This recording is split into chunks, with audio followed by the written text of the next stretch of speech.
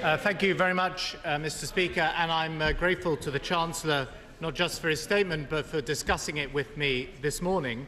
It has, of course, been another day of turmoil on the financial markets, and people watching us remain desperately anxious about their savings, their mortgages and their future jobs. And that is why we offer and continue to offer our constructive support for the package announced today, including the important steps on interbank lending that the Prime Minister mentioned.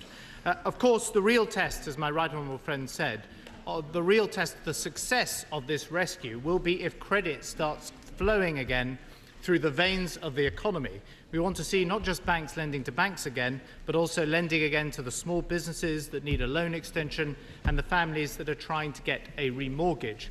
So can I ask the Chancellor these specific questions? He said in his statement he will require a full commitment to lending to small businesses and homeowners. How exactly will that commitment be enforced?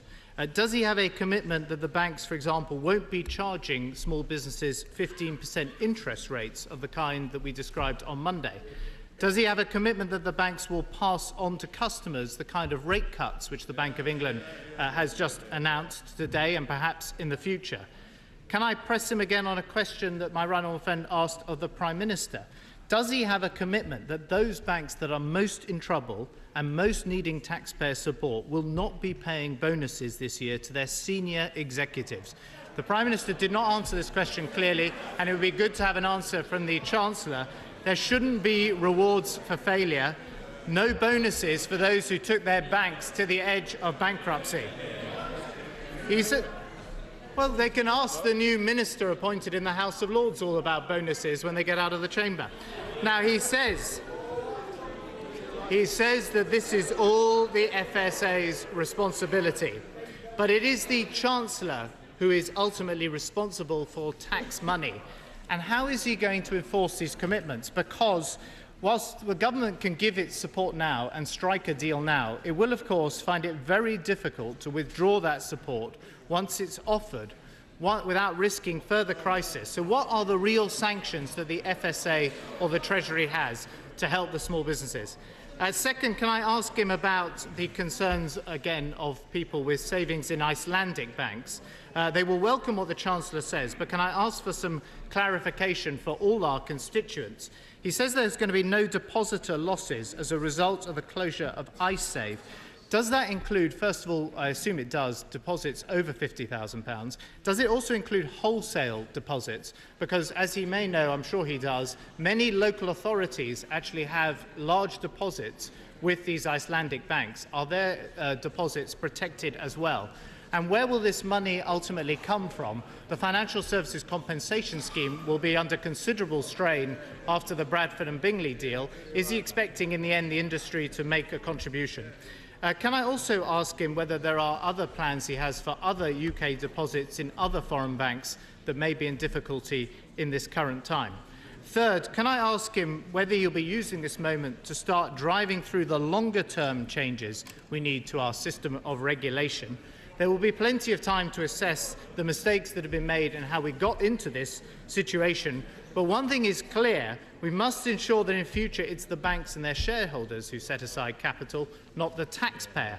The Prime Minister talked in Prime Minister's questions about the banking bill and the Bank of England's role in liquidity supervision. But is he going to consider giving the Bank of England new powers to manage overall debt levels in the economy, with perhaps an open letter system with the FSA? Can I also ask him finally about the international front? We welcome the news of coordinated cuts in interest rates across the Western world. He is, of course, travelling tomorrow to the meetings in the United States.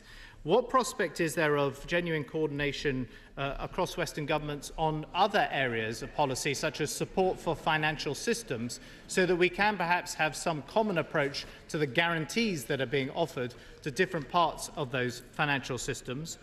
On the broader economy, as we've just heard in questions, the IMF is now predicting negative growth for the UK.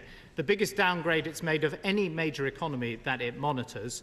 In the budget, as he knows full well, he predicted growth this year of 2% and 2.5% next year. And as the Prime Minister very helpfully just confirmed, when he was Chancellor, he used the IMF meeting to set out what he called, I think, a broad pattern of growth, but I seem to remember as being very specific figures. He would often get out his downgrade before the PBR at the IMF meeting. Will the Chancellor be using this opportunity so that the country is fully prepared and aware of the very difficult economic times that lie ahead? Mr. Speaker, this is an extraordinary moment when the British taxpayer is forced to step in and bail out the banking system. But let us be clear, we do this not to rescue the banks or the bankers, but to rescue the economy and the millions of families who depend on it.